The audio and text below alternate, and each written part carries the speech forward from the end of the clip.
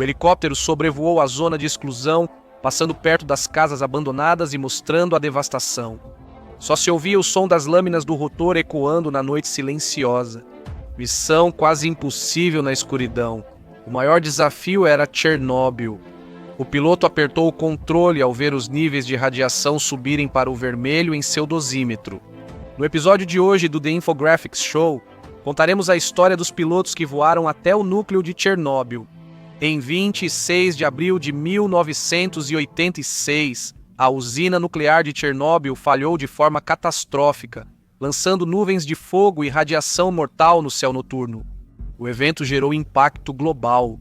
Enquanto uns lamentavam, outros agiram. O desastre não iria desaparecer por conta própria.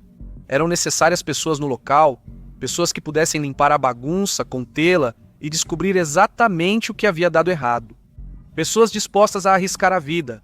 Mykola Melnyk nasceu em 1953 perto de Kiev, Ucrânia. Piloto de helicóptero experiente, atuava como piloto de testes no escritório de projetos de helicópteros Kamov, até ser chamado pela União Soviética para ajudar no projeto de limpeza. A União Soviética precisava muito de pilotos.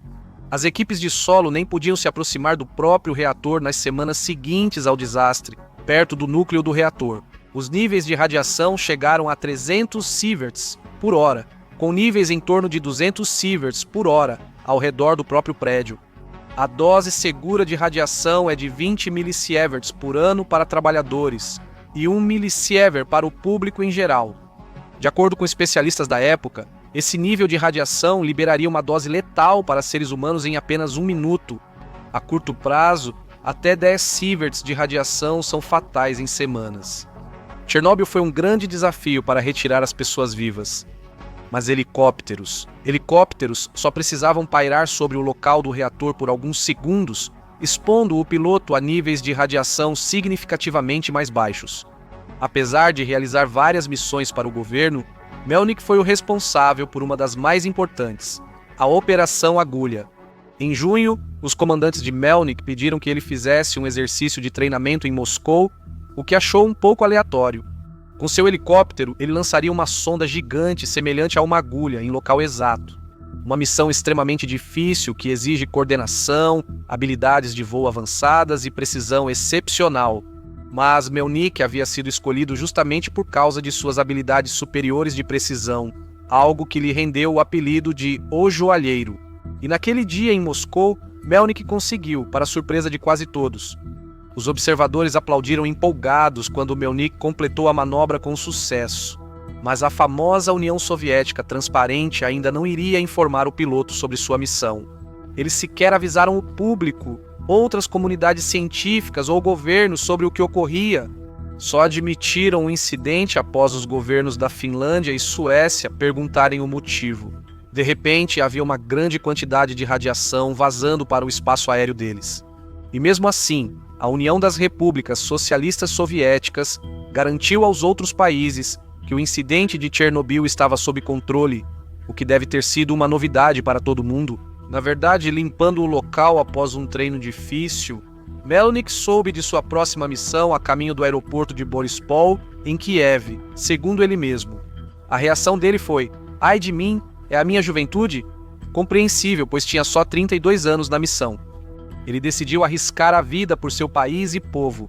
Assim, em 19 de junho de 1986, às 9 horas, Melnyk voou rumo ao núcleo do reator de Chernobyl em uma missão mortal. Sentado em um helicóptero Kamov de rotores coaxiais, Melnyk estava arrastando uma sonda de radiação de 18 metros. O objetivo da missão de Melnyk era soltar esse peso cilíndrico pesado em uma pequena abertura circular acima do reator. A abertura media cerca de 10 metros de diâmetro. Isso não parece pequeno até você tentar soltar uma sonda quase tão larga de 400 metros de altura. Aí sim é minúsculo, mais leve. Sonda. Operações foram sugeridas e logo descartadas. Cientistas notaram que a maioria dos materiais derreteria nas altas temperaturas do núcleo do reator.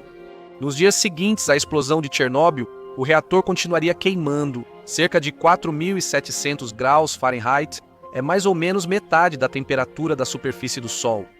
A pesada agulha que Melnick arrastava foi feita com o melhor revestimento para suportar o interior do reator.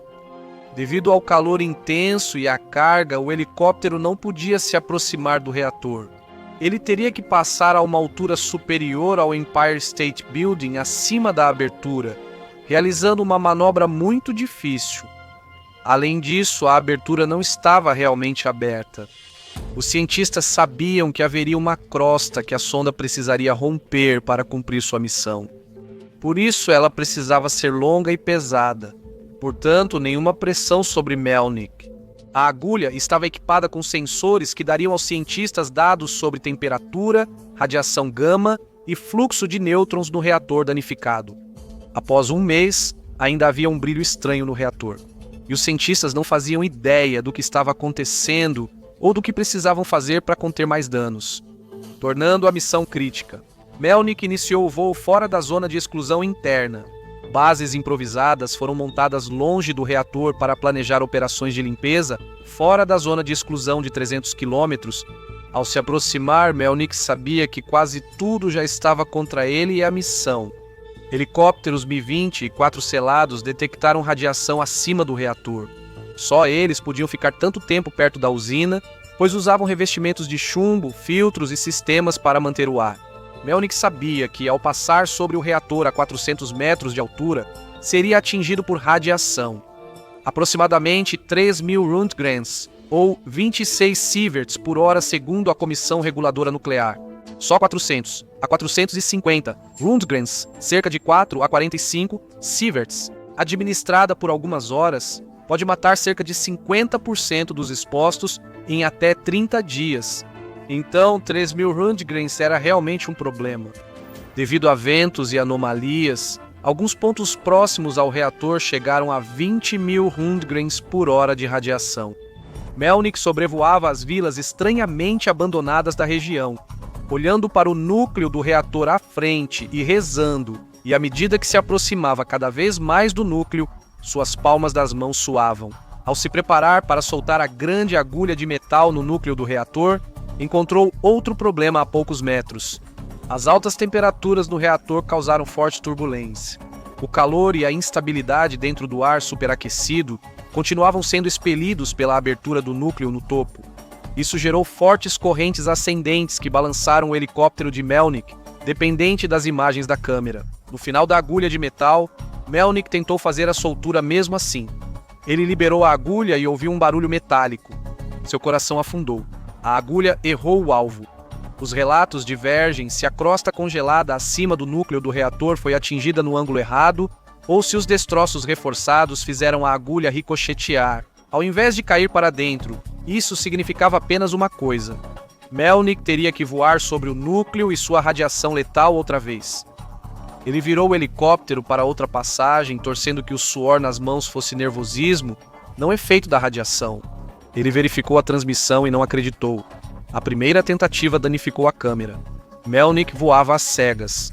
Ele dependia dos 3 tripulantes a bordo para confirmar se podia soltar a agulha, mas a radiação que os atingia também podia prejudicar seriamente o helicóptero em que voavam. A explosão de Chernobyl liberou muita radiação gama e um pouco de radiação alfa e beta na atmosfera. A radiação gama era especialmente problemática, pois penetra nos componentes estruturais e elétricos da aeronave. Os problemas estruturais apareceriam ao longo do tempo, como a degradação das pás do rotor, por exemplo, e isso tornaria os helicópteros inúteis a longo prazo. Por isso, o Ministério da Força Aérea na Bielorrússia anunciou que todos os helicópteros usados na limpeza de Chernobyl foram destruídos e enterrados. A radiação danificou motores e partes das fuselagens, tornando os helicópteros inutilizáveis, mas Melnick se preocupava principalmente com os sistemas eletrônicos. Isso poderia ser mais grave, direto e mortal. Os raios gama destroem a estrutura cristalina, podendo inverter todos os zeros e uns do circuito digital e corromper os dados. Ainda mais problemático para um helicóptero na época era que os raios gama ionizavam e danificavam os semicondutores, presentes em tudo: navegação, rádios, sistemas de controle de voo e até displays do cockpit. Melnick não podia perder nenhum desses sistemas enquanto se aproximava novamente, baixando a agulha em direção ao reator. Outro erro. A esperança dele e das equipes sumia rápido. Melnick tentou uma terceira vez. Ao mesmo tempo, não conseguia deixar de pensar. Ele e sua equipe já estavam no ar irradiado há quase 30 minutos. O helicóptero protegia um pouco, mas não muito. Ao invés de pilotar os Mi-26 especiais, criados para limpar Chernobyl, um helicóptero que transporta cargas pesadas e tem telas e filtros de proteção, Melnick estava pilotando um Kamov. Por quê? Ninguém tem 100% de certeza. Alguns afirmam que o rotor exclusivo do Kamov era ideal para missões que exigiam extrema precisão. A tripulação seguia todas as recomendações, usava dosímetros, trocava de roupa após voos, comia alimentos ricos em vitaminas e aplicava cremes e remédios dados pelos superiores para resistir à radiação. Mas até eles sabiam que a maioria dessas precauções era só aparência e ineficaz. Infelizmente, os homens só teriam ideia de quanta radiação haviam absorvido muito tempo depois. Não se sabe se eles tomaram a única precaução eficaz: comprimidos de iodo. O iodo 131 liberado em Chernobyl pode causar câncer de tireoide. Após Chernobyl, casos de câncer de tireoide em crianças ucranianas aumentaram cerca de 200 vezes, apesar de serem raros inicialmente. Problema: seu corpo identifica o iodo radioativo como comum e o acumula na tireoide. Comprimidos fornecem iodo seguro ao corpo, impedindo a absorção do tipo radioativo. Caso contrário, o iodo radioativo permanece na tireoide, emitindo radiação e danificando o DNA. Durante todo o tempo em que ele está lá, a distribuição de comprimidos de iodo aos socorristas em Chernobyl foi aleatória e desorganizada. Ainda sabemos pouco sobre quem os recebeu e quando. Eles só são realmente eficazes quando administrados dentro de 2 ou no máximo 8 horas após a exposição. Se Melnick recebeu comprimidos de iodo em seu terceiro dia em Chernobyl, eles poderiam muito bem ter sido placebos. Sabendo que não tinha praticamente nenhuma proteção real para si ou para seu helicóptero, Melnick alinhou o núcleo em sua mira, determinado a finalmente fazer esse lançamento. Era tudo ou nada. Entre poeira e destroços, ele mirou no núcleo. A poeira radioativa, destroços derretidos e equipamentos de limpeza espalhados tornaram a aproximação um campo minado. Em 2 de outubro de 1986, um helicóptero Mi-8, que jogava areia e chumbo sobre o reator para conter a radioatividade, caiu. Depois de voar perto de um guindaste, uma rajada repentina o girou. E com o sol nos olhos e a visibilidade já ruim, o piloto não viu o braço do guindaste se movendo em sua direção até que fosse tarde demais. As pás do rotor do helicóptero atingiram uma corrente, fazendo tudo desabar. O incidente ocorreu meses após a missão de Melnick, mas como aviador experiente, ele já sabia o perigo da área. Voando a poucos metros do reator, ele lançou o cilindro de metal tentando que atravessasse a crosta. A agulha caiu. Melnick prendeu a respiração e então ouviu ela atravessar. Ela caiu rápido, com mais de 2/3 enterrados no prédio. Alívio, ao menos por hora. Melnick se afastou com o helicóptero, mas sua missão continuava. Ele ainda precisava soltar um cabo de 200 a 300 metros no lado correto do prédio. As equipes em terra poderiam levá-lo a uma sala segura e prendê-lo ao equipamento. Como quase tudo o resto nesta missão, porém, seja por azar, interferência de radiação ou condições ambientais terríveis, o lançamento deu errado.